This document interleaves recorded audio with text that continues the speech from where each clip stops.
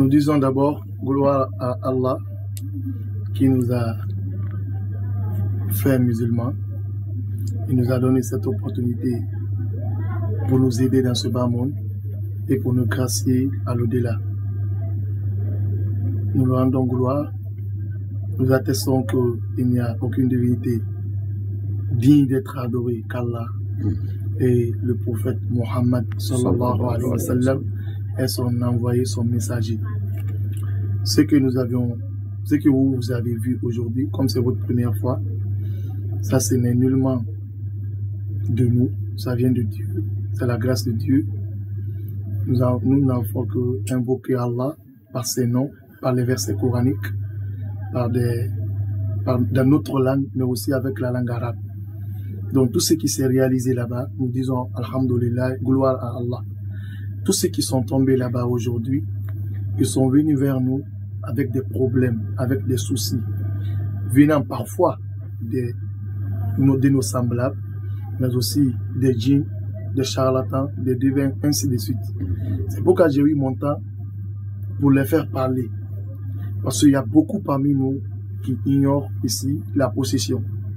Cette possession aujourd'hui, ça a détruit la vie de beaucoup de personnes. J'ai parlé avec une femme qui vit en France, maintenant là, bien payée. Elle travaille dans un grand hôpital en France. Un jour, elle m'a contacté, elle m'a dit, Oussaz, aide-moi. Ce que j'ai vu sur Facebook, c'est pareil pour moi. Elle dit, là où je travaille, des fois, je peux être folle. Je peux même taper les blancs. Je peux faire fuir tout le monde dans l'hôpital, même les patients. Il dit, après quelques laps de temps, je me retrouve encore. Il dit, sans que je me rende compte. Donc, ces genres de séquences se réalisent dans beaucoup de nos vies, dans beaucoup d'endroits, mais qu'on ignore nous. Donc, c'est pourquoi aujourd'hui, ceux qui sont tombés, ce n'était que la possession intérieure. Parce qu'il y a la possession intérieure et extérieure. Qu'est-ce qu'on appelle la possession? Que tu sois dompté par un esprit, ça peut être humain, ça peut être des esprits que nous ne voyons pas, qui dépassent ici notre entendement. Donc c'est ce que vous avez vu, comme c'est votre première fois, c'est pourquoi vous avez eu peur. C'était vraiment flippant. Alhamdulillah, ça nous rend gloire à Allah. Vraiment, cette femme, hier, elle était venue pour assister à notre bénédiction pour hier là. Là, on fait beaucoup de zikr. Après, on fait la bénédiction pour clôturer. Donc, quand elle est venue, elle a chiffré sur elle-même dans sa chaise. Après ça, elle est venue, elle dit, Oussaz, à chaque fois quand je viens assister à ta bénédiction, je tombe. Elle dit, mais tu m'as jamais fait parler. Pourquoi? Ou bien tu sais que tu as vu, ou bien tu as eu peur, ou bien quoi? Je dis non. Je dis, tu tombes là-bas? Elle dit oui. Je dis, des fois, des gens tombent jusqu'à 20, 30 personnes. Donc, je ne peux pas faire parler tout le monde. Je dis, excuse-moi. Directement, je l'ai vu en train de frissonner, trembler, jusqu'à tomber. Je dis, ah! Il dit, qui est là? J'ai vu que directement, il y a eu possession. J'ai pris mon temps pour la faire parler. Elle était possédée par un djinn. Le djinn là me dit que lui, il vient de Samou vers la Sierra Leone. J'ai dit ok, alhamdulillah. J'ai dit ok, maintenant, il faut sortir dans son corps. Elle n'a qu'à se retrouver. Je vais quelque part, je reviens tout de suite. Le djinn a dit ok, mais je veux qu'on parle maintenant. Comme tu as pris ton temps, tu veux me faire parler, on va parler. Hier, maintenant, quand je suis venu, après 1 heure, 2 heures, je suis venu, elle est rentrée, on a commencé. Le djinn est venu me raconter en détail ce qui est arrivé dans sa vie. Elle était vendeuse de poissons à Koza. Elle avait beaucoup de clientèle. Elle était connue, elle était célèbre dans le marché. Chacun venait chez elle pour se procurer des poissons. Donc, elle avait une voisine vendeuse aussi. Celle-là était envieuse envers elle. Elle est partie, elle était non seulement sorcière, méchante. Après, elle est partie, comme elle a fait tout, la femme, elle est de bonne foi. Vous savez, quand on est de bonne foi, c'est pas du tout facile pour les mauvaises personnes de nous atteindre. Elle est passée par 1000 manières. Elle est partie jusqu'à Samou, la frontière entre la Guinée et la Sierra Leone. Elle est partie chez un Karamoko, aller faire le maraboutage. Elle est venue avec ce maraboutage, planter ça sous le tablier de la femme. C'est de là maintenant tout est démarré. Donc la femme, un beau matin, elle est venue, elle a vu qu'elle perdait la conscience. Quand elle vient, elle ne se retrouve pas. Même si elle a 10 millions, 20 millions, quelqu'un peut venir l'arracher sans qu'elle ne se rende compte. Quand elle va pour acheter le poisson, c'est-à-dire elle perd de l'argent, des millions et des millions. Elle a eu beaucoup de problèmes, elle est partie, il y a eu beaucoup de dépositions à son sujet dans les gendarmeries, dans les postes de police. Alhamdulillah. Donc vous voyez, donc maintenant, après ça maintenant, elle s'est dit, pourquoi j'ai des problèmes dans le marché? Elle est passée par beaucoup de moyens pour rembourser les dettes là. Maintenant, elle est sortie du marché. Elle a déménagé encore parce qu'elle pensait que là où elle était, le lieu était hanté ou bien le marché était hanté. Donc, il y avait beaucoup d'idées qui venaient dans sa tête. Donc, elle a déménagé dans un autre quartier. Et quand les sorcières ont vu que là-bas où elle peut réussir, on a amené la même sorcellerie là. Donc, en quelque sorte, elle était poursuivie par cette sorcellerie. Partout où elle va, les gens faisaient appel à ce maraboutage-là qui a été fait depuis Samo. Donc, c'est comme ça, quand elle rentre dans un foyer et que les sorcières trouvent que dans le foyer, là, il y a une mauvaise personne là-bas aussi, on vient, on lui confie le même maraboutage. Donc, c'est ainsi qu'ils ont mis la dispute, le désaccord entre elle et son mari. Donc, à chaque fois, il y a des disputes, il y a des bagarres, il y a des injures. Donc, à l'heure là, elle ne s'entend plus avec son mari. Et ses enfants aussi, vraiment, ça ne va pas. C'est elle qui est à la charge de ses enfants. Il faut qu'elle vende pour se nourrir, pour subvenir à ses besoins, aux besoins de ses enfants. Mais très fort, malheureusement, la société la guette partout où elle va. Tout ce qu'elle entreprend, elle ne peut pas y arriver à son bout. Donc, alhamdoulilah, donc vraiment, son histoire est émouvante. En ce sens que vraiment, dès que tu l'écoutes parler, tu as la chair de poule, tu as pitié d'elle. Ouais. Donc c'est ce qui s'est arrivé. Et le djinn m'a dit hier, Oussaz, il y a beaucoup de gens qui viennent assister à ta bénédiction. Ceux-là la reconnaissent. J'ai dit, ah bon? Wow. Ils m'ont dit, le djinn m'a dit ici là, à mon salon, il dit, ils étaient en direct, ils étaient sur un live. Il dit, attends jusqu'à demain, je vais parler. Les gens même, ils sont énervés dans le commentaire. Ils disent, non, il n'a qu'à parler, il n'a qu'à parler, il n'a qu'à parler. Je dis, non, comme le djinn avait une plaidoirie, de lui laisser parler demain. Laissons-le, il va parler demain. Donc c'est pourquoi aujourd'hui, vous avez vu, il était en bonne forme pour parler. Ouais. Ah. Et c'est à quelle année? Ça remonte un peu plus... Pour être au public comme ça, peut-être c'est 7 ans. 7 ans? Oui. À Conakry? Oui, à Conakry ici. Je n'ai pas voyagé moi. Mais j'ai fait les études quand même, les études françaises. De la primaire, du primaire jusqu'au lycée. Jusqu'au lycée. Donc, une fois à l'université, j'ai étudié l'anglais, le département anglais, l'administration des affaires appliquées en anglais. Et après là, j'ai voyagé, je suis allé vers la Mauritanie pour ici augmenter ma connaissance. J'étais en quête de la connaissance religieuse islamique. Donc, je dis, c'est dans les années 2008-2009 comme ça, quand j'étais au lycée,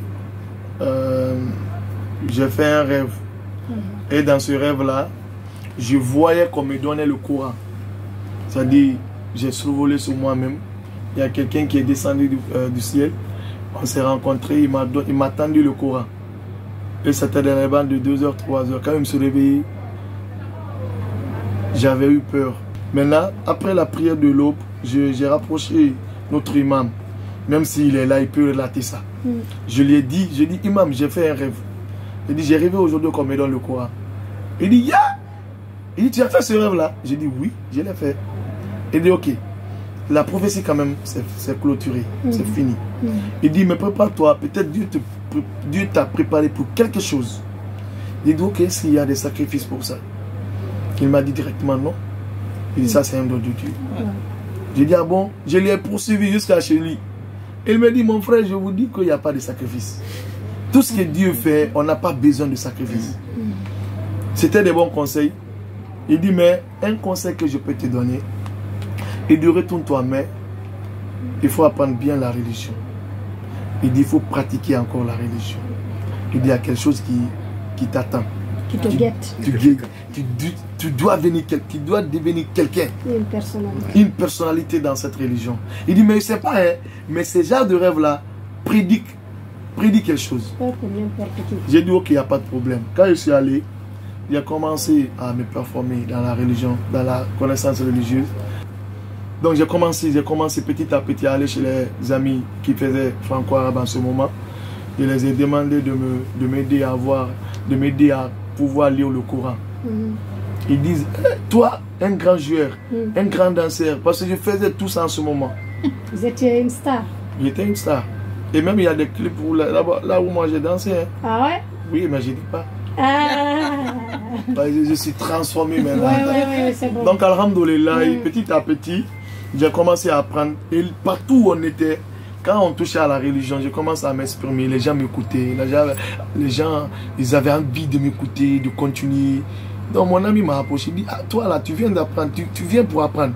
Mais quand tu viens ici, les gens viennent ici pour t'écouter. Pourquoi? Il dit, je ne sais pas. Il dit, mais moi, je ne fais qu'apprendre. Il dit, non. Quand tu n'es pas là, les gens me disent qu'ils te préfèrent plus que moi. Il dit, ah bon? Il dit, on dit ça? Il dit, oui. Donc, comme ça, il m'a appris beaucoup de choses.